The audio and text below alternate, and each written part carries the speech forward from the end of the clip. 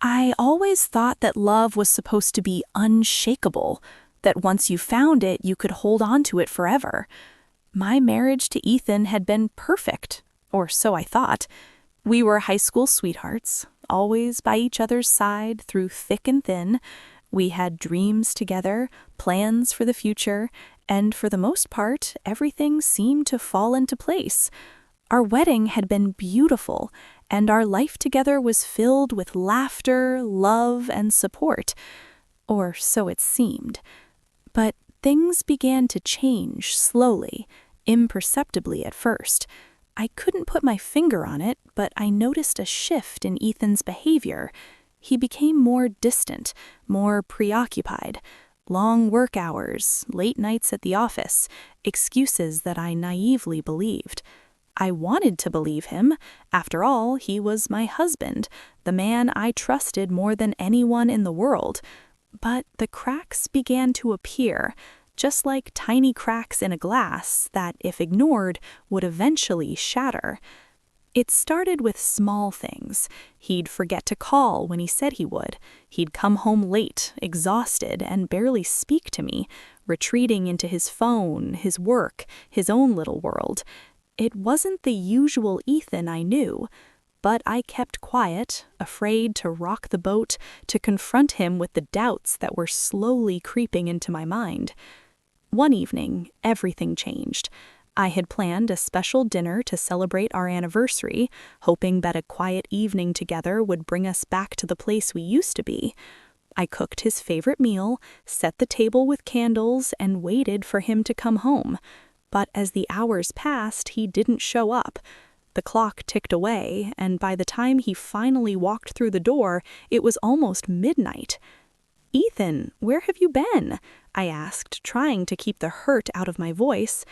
"I was at the office, Emma. I told you I had a meeting," he said, brushing past me. But there was something in his eyes, something I couldn't quite read. The coldness that had begun to creep into our relationship was palpable, but I still wasn't prepared for what was coming next. After a few moments of silence, Ethan turned to face me. "I need to talk to you about something," he said, his voice low and hesitant. I felt a knot form in my stomach. "What is it, Ethan?" "I've been seeing someone else," he said, the words hanging in the air like a bomb about to explode. At first, I didn't believe it. I thought I must have misunderstood. "What do you mean? Are you serious?" I stammered, the weight of his words sinking in. My heart felt as if it was being crushed under the weight of 1,000 tons. "I'm sorry, Emma," he said, looking away, unable to meet my gaze. "I've fallen in love with her. I'm leaving you." The room seemed to spin around me. "No! Ethan, please! You're not thinking clearly. We've been together for so long. We've built our lives together. You can't just throw it all away for someone else." He sighed, running a hand through his hair. "I never wanted this to happen, but I can't keep pretending that everything is fine when it's not. She's someone I've been seeing for a while. I never meant to hurt you, but I can't keep living this lie." The words hit me like a slap in the face. I had never imagined in a million years that Ethan, the man I had trusted with my heart, could betray me like this. He had always been the one person I could rely on, and now everything was falling apart. "I want a divorce," he said simply, his voice devoid of emotion. The room felt suffocating, the air thick with disbelief. I wanted to scream, to beg him to stay, but I couldn't. The truth was staring me in the face. He had already made up his mind. And just like that, the man I had loved and built my life with was walking away. Ethan left that night, leaving me alone with nothing but the emptiness of his betrayal. The house felt silent and cold, the echo of his words still ringing in my ears. I sat in the living room, surrounded by the memories of our life together, unable to comprehend what had just happened. How had everything gone so wrong? The weeks that followed were a blur of legal paperwork, cold conversations, and endless tears. I couldn't believe that this was happening to me, to us. I had been so blind, so trusting, believing that nothing could ever come between us. But now, as I looked around at the life we had built, I realized that Ethan had already left it all behind for someone else. But what hurt the most was not just the betrayal, not just the loss of a man I had once loved deeply. It was the realization that, in the end, Ethan hadn't just taken my heart. He had taken something far more precious, my future. The dreams we had shared, the plans we had made, the life we had envisioned together, all of it was gone. And in its place was a gaping hole, a future I couldn't even begin to imagine without him. As I sat in the quiet of the empty house, I felt a strange sense of loss, but also a growing sense of anger. He had taken everything, yes, but what he didn't realize was that he had also given me something I hadn't had in years, the chance to find myself again, to rebuild my life on my own terms. Ethan thought he was walking away with everything, but in the end, it was him who had lost the most. The days following Ethan's departure felt like a strange and heavy fog hanging over me. I moved through the motions of life, still in disbelief about what had happened, but gradually I began to realize something. I couldn't stay in this place of pain and anger forever. I had to find a way out, for my own sanity and peace of mind. I spent the first week in a haze, unable to leave the house or face the outside world. Ethan had taken everything, or so it seemed. But one afternoon, I forced myself to leave the house. I needed a change of scenery, something to shake me out of this despair. I put on my coat, grabbed my keys, and headed for the nearest park. The cold air felt refreshing against my skin, and for the first time in days, I took a deep breath that didn't feel like I was suffocating.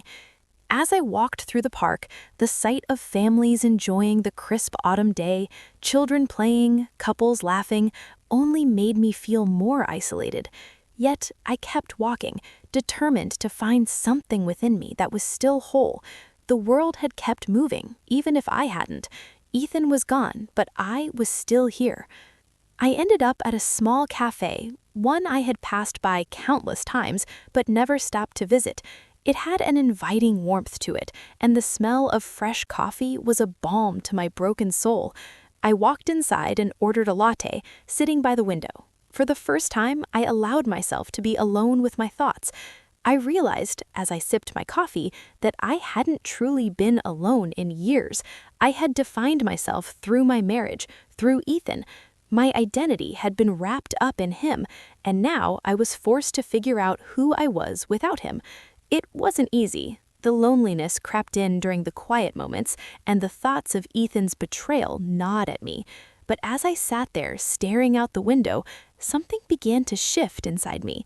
I remembered the woman I had been before I met Ethan, a woman full of ambition, dreams, and desires that had nothing to do with anyone else's expectations. I had put those dreams aside for love, for a life I thought I would have with him. I realized then that while Ethan may have taken our life, our dreams, and our future, he couldn't take my past, or the potential for my future. I had been given a second chance, a painful one, but one nonetheless. I wasn't going to waste it. That night, I went home and made the first of many decisions. I began sorting through old boxes of photos and keepsakes, things that I had stored away. The memories of Ethan, our vacations, our anniversaries, the life we built, it all felt like a lifetime ago. But as I looked at the pictures, I didn't feel sadness anymore. I felt pride. I had been a part of something beautiful, but now I was free to create something even more beautiful for myself. The next few weeks were filled with change. I hired a divorce attorney, not out of spite, but because I needed to officially let go of the life I had thought I would have. I made the decision to sell the house. It was a place filled with too many memories, and I couldn't live there anymore. I didn't know exactly where I would go, but I knew that wherever it was, it had to be a place where I could find myself again. One evening, while I was packing up the house, I came across a journal I had kept from my college years. It was filled with dreams, hopes, and plans for my future before Ethan. As I read through the pages, I remembered a version of myself that was independent, hopeful, and full of life. That woman had been buried for so long, and I had forgotten who she was. But in that journal, I found the spark that I thought I had lost. It was still there, just waiting to be reignited. I made a decision right then. I was going to rebuild my life. I was going to reclaim the woman I had been before I lost myself in a relationship.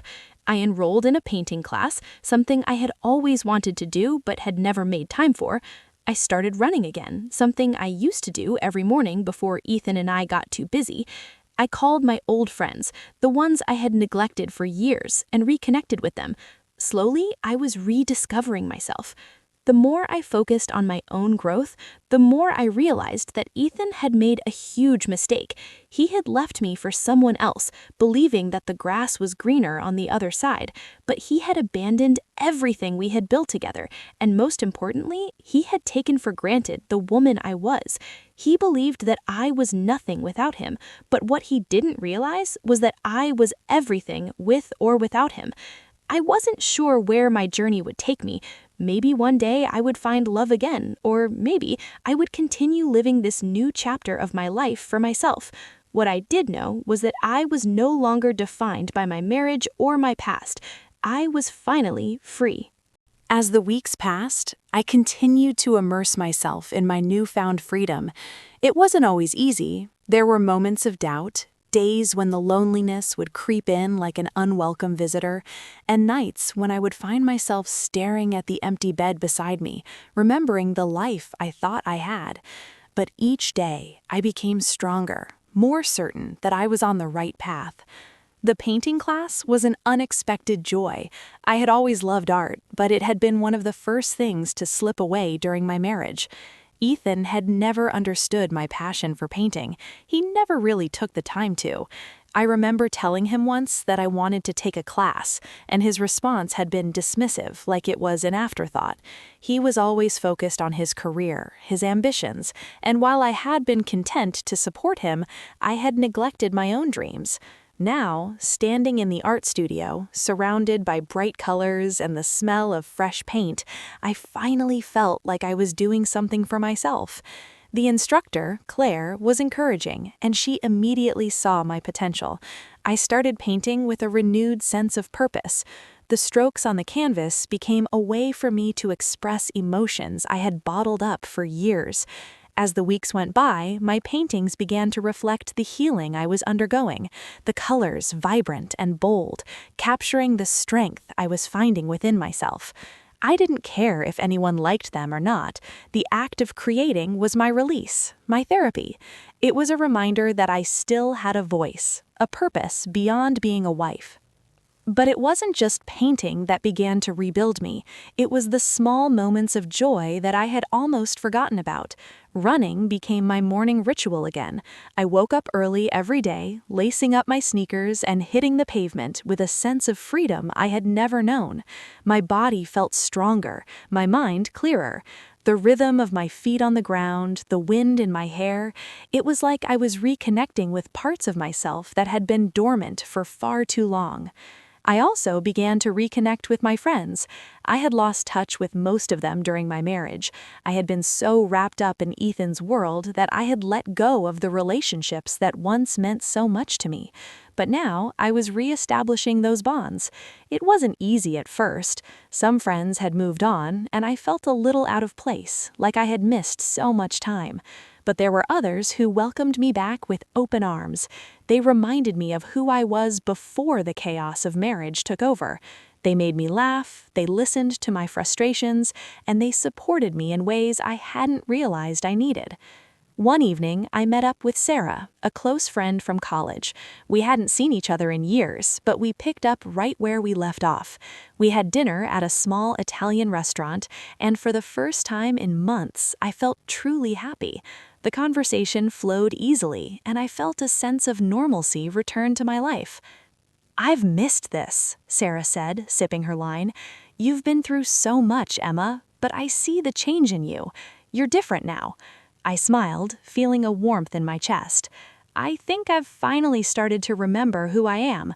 Sarah reached across the table, squeezing my hand. "I'm proud of you. It's hard to rebuild after everything, but you're doing it. I can see it in your eyes." It was in that moment that I realized something important. I wasn't just surviving, I was thriving. The person I was becoming was someone I could be proud of, someone I had lost sight of for far too long. I was reclaiming my life, my happiness, and my sense of self-worth. But no matter how much I was growing, Ethan was still a part of my past, a shadow that lingered in the corners of my mind. I thought about him often, not with longing, but with a kind of bittersweet reflection. What had he gained by leaving? What had he really taken with him? Sure, he had left with the material things, the house, the money, the future we had planned, but he had also abandoned the essence of what made our relationship special, the love, the shared memories, the trust. I knew that Ethan had made his decision and he had chosen someone else, and as painful as it was, I couldn't deny that it had given me the chance to rediscover my strength and my independence. What he didn't realize, and what I was beginning to understand, was that he had lost the most important thing. He had lost me, the woman who had once supported him, who had given everything for their relationship, only to be tossed aside when the newness of someone else caught his eye. But even though I had let go of the past, there was still one part of me that longed for closure. I wasn't angry anymore, but I had questions that I needed answered in order to truly move on. One afternoon, after much thought, I decided to reach out to Ethan. I had no idea what I would say, but I needed to face him, to understand why everything had fallen apart. I sent him a message, asking if he was willing to meet. The response came quickly. "I don't think it's a good idea, Emma. I've moved on. I think it's best if we both move forward." His words stung, but they also gave me clarity. Ethan was right. There was nothing left for us. I had already moved forward, and I was finally starting to see that the only thing holding me back was the need for closure from someone who wasn't capable of giving it to me. I deleted his number that day. After deleting Ethan's number, I felt a weight lift from my shoulders. It wasn't that I was still in love with him, far from it, but the finality of that action felt like a necessary step, a closing of a chapter I had been clinging to out of habit. I had been living with one foot in the past, and now, for the first time, I felt like I was fully stepping into the future. It was liberating, but also terrifying. The future was uncertain. I didn't know where I was headed, but I knew it was a path I had to walk alone. There was something empowering about that. I had spent so many years defining myself through someone else, through a relationship that had ultimately failed. Now it was time for me to rebuild, not based on who I had been with, but based on who I was. A few weeks after my meeting with Sarah, I found myself at a crossroads. I had made so much progress in terms of self-love and independence, but I was still unsure of what I wanted to do with my life moving forward. One thing I did know was that I had always loved writing, something I had neglected for years. It was a passion I'd pushed aside for the sake of a marriage that no longer existed. But now, I couldn't ignore it any longer. I decided to sign up for a creative writing class at a local community college. It was a step into something unfamiliar, something that challenged me. I had no idea where it would take me, but it felt like the right decision. The first day of class, I walked into the room, heart racing, feeling out of place. But as the instructor introduced himself and we began our first exercise, I felt the familiar rush of excitement but only writing could bring. It was like I had finally rediscovered a piece of myself that had been buried for far too long. The more I wrote, the more I realized how much I had to say. My experiences with Ethan, my journey of self-discovery, and the healing process I had gone through were all stories waiting to be told. I poured my heart into every assignment, each word on the page a cathartic release. The feedback from my classmates and instructor was encouraging, and with every passing week I grew more confident in my writing. But life has a funny way of throwing curveballs, and not all of them are expected. A few months into my class, I met someone. His name was Daniel. He was a fellow student in my writing course, and we immediately clicked. He had a quiet, thoughtful demeanor, and he listened intently when I spoke. At first, it was innocent. We exchanged writing tips, shared books we loved, and discussed the different themes in our assignments. But over time, there was a shift. I began to look forward to seeing him, to talking him after class. There was something about the way he made me feel seen, heard, and valued, something I hadn't realized I had missed. One evening after class, we decided to grab coffee together. It was supposed to be just another casual conversation, but something about that night felt different. As we sat across from each other, talking about everything and nothing at all, I realized that I hadn't felt this way in a long time. Daniel didn't remind me of Ethan. He wasn't trying to replace anyone or fill a void. He was just Daniel. And in that moment, I realized that maybe there was space for something new in my life, something that was mine, without any comparison to the past. We talked for hours, and by the time we parted ways, I felt a spark of something I hadn't allowed myself to feel in a long time: hope. Hope that I could experience love again, not as a way to heal old wounds, but as a way to create something new. The thought of starting over with someone new didn't scare me. It was actually exciting. For the first time, I felt like I was in control of my own story, writing my own chapters. But there were still parts of me that hesitated.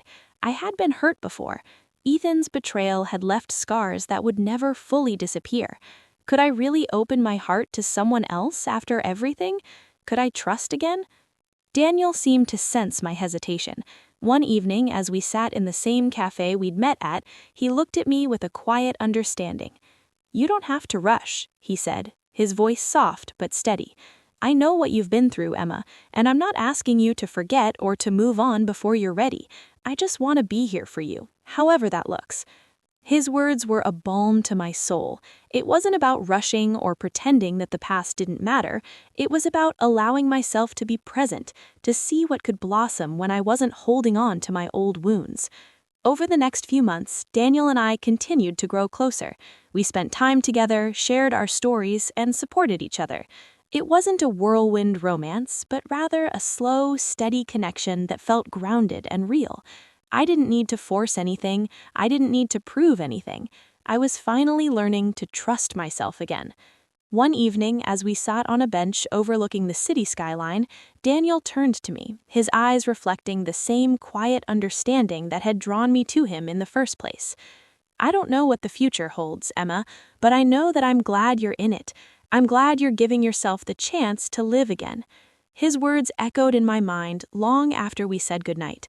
I wasn't sure where this relationship would lead, but I knew that it was a journey I was ready to take, not because I needed someone else to complete me, but because I was finally learning to complete myself. For the first time in a long time, I wasn't afraid of the future. I wasn't afraid to love again. The past had shaped me, but it no longer defined me. I had finally broken free from the chains of my old life, and now I was ready to build something new, something that was entirely mine. The months with Daniel were the most peaceful and fulfilling I had experienced in a long time. Our connection continued to grow, but this time I felt no rush. There was no pressure to recreate what I had once had with Ethan, no expectations hanging over me. I was simply living, being present, and experiencing life in the way I had always wanted to, without fear, without looking over my shoulder at what had been. Daniel was a breath of fresh air. He was kind, patient, and thoughtful. He never pushed me to move faster than I was comfortable with, and when I had moments of vulnerability, when the shadows of the past crept into my mind, he was there, offering reassurance without judgment. With him, I felt seen for who I truly was, and for the first time, I wasn't holding back. One evening, after a long walk through the city, we sat by the lake. The night air was crisp, and the stars above reflected off the water, creating a peaceful glow around us. It was moments like this that reminded me of the importance of being present, of simply allowing life to unfold without forcing it. "Emma," Daniel said, his voice soft but steady, "I've been thinking about us, about everything. I want to take the next step with you, if you're ready, of course." The words caught me off guard, though I knew deep down that this was coming. Daniel had been patient, and our connection had grown into something real. But the idea of moving forward, of fully committing to someone after everything I had been through, was still a bit intimidating. I looked at him, my heart racing. I had learned so much about myself, and I wasn't afraid of love anymore, but the fear of losing myself in a relationship again lingered. "I'm ready," I said, my voice quiet but full of conviction. "But I need you to know that I'm not looking for perfection. I've been through a lot, and I'm still figuring things out. But if you're willing to walk this path with me, I'm willing to take that next step." Daniel smiled, his expression warm and understanding. "I'm not asking for perfection. I'm asking for the chance to build something real with you, something grounded, something that honors who we are as individuals." In that moment, I knew that Daniel wasn't offering me a dream of what could be. He was offering me something much more important, the chance to build a partnership based on respect, understanding, and mutual growth. It wasn't about rushing forward, but about moving together, one step at a time. The next few months were filled with milestones, both big and small. Daniel and I traveled together, exploring new places, making memories, and enjoying each other's company without the weight of past relationships holding us back. We laughed more than we had in the beginning, and those moments of joy reminded me that life wasn't over just because one chapter had closed. In fact, it felt like I was living a new chapter, one where I had full control of my own story. I continued to write too. The words flowed freely now, no longer weighed down by the heaviness of the past. My experiences with Ethan, with love, with loss, they were all woven into my writing, but now they were part of a larger, more hopeful narrative. I had found my voice again, and it was loud, strong, and unapologetic. But life, as it often does, had a way of challenging our plans when we least expect it. Just as I was starting to feel truly at peace with myself and my relationship with Daniel, Ethan came back into my life in a way I never anticipated. It was a late afternoon when I received the message from him. I almost forgotten the sound of his name on my phone, the echo of our past that had long been silenced. But there it was, his name lighting up the screen. "I need to talk to you. Can we meet?" My heart skipped a beat. I hadn't heard from him in months. The decision to move on had been mine, but in the back of my mind, I had always wondered what he was thinking. Why was he reaching out now? What did he want from me? I felt a twinge of anxiety, but also a strange sense of curiosity. I had spent so long working on myself, healing, and finding happiness again. Was I ready to confront him, to face the man who had broken me? "I don't know if I'm ready to meet him," I said to Daniel that evening, my voice tinged with hesitation. Daniel, always patient, put a hand on mine. "It's your choice, Emma. You've come so far. You don't owe him anything, but if you feel like you need closure, or if you just need to understand something, I'll be here." His support was exactly what I needed. I realized that meeting with Ethan wasn't about seeking his approval or forgiveness. It was about my own closure. I had already moved on, but I wasn't going to let him have any more power over my emotions. I wasn't the same person I had been when he left me. I had changed, grown, and learned to love myself again. Meeting him wouldn't undo that. So I agreed to meet him, but under my terms. I would not let the past drag me back into its depths. This was about understanding, not reconciliation. We met at a small coffee shop, a neutral place where we wouldn't be overwhelmed by the weight of old memories. As he walked in, my heart clenched for a moment. He looked the same, older perhaps, a little tired, but still the man I once loved. But as I looked at him, I realized how much time and distance had truly changed my perspective. He was no longer the man I had once needed. He was a chapter of my life that was long past, and seeing him now only reminded me of how far I had come. "Emma," he said, his voice soft but regretful, "I never meant to hurt you. I know I did, and I can't undo that. I just wanted to apologize for everything." I listened, but my heart didn't waver. I had already forgiven him, not for his sake, but for my own peace. I didn't need his apology anymore. I had healed. "Ethan," I said, my voice steady, "I appreciate your apology, but I'm not the same person I was when you left. I've moved on. I've built a life for myself, and I'm happy. I don't need you in my life anymore." His face faltered for a moment, but he nodded. "I get it, Emma. I'm not expecting anything from you. I just wanted to say I'm sorry." And with that, the conversation ended. Ethan had come back, but I realized in that moment that his return no longer had the power to shake me. I was in control of my life now, and no matter what happened, I was moving forward.